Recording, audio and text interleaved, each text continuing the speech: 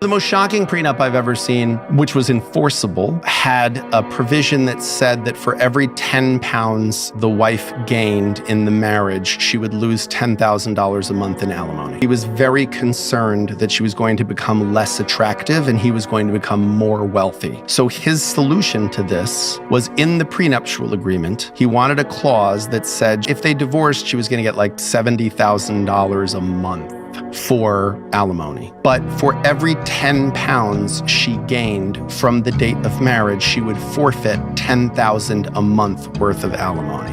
And it was designed to sort of create an incentive that she would remain thin. And that was enforceable, meaning they tried to challenge and set aside that provision. And the court said, this is a disgusting provision. I don't know why you married this person, but it's enforceable. It's a contract. The two of you signed it and you had a right to sign it and you agreed to these rules, and they may be ridiculous rules, but you agreed to them and you have a right to do that. I think it's a kind of love. I think it's a form of love. Is it a form of love I'd be interested in? No, I think it's very shallow in some ways. There's something very honest about it. I mean, you can't argue with the fact that there's something very upfront about it. He was making very clear and putting in writing, here's the value you bring to this relationship. I consider your physical appearance vitally important to this relationship. And by the way, don't skip the other side of that equation. She was going to get $70,000 a month. That's a very impressive number. So I think she also understood there was a value to be attached to him as well. Is it something I would be interested in on either side of that equation? No.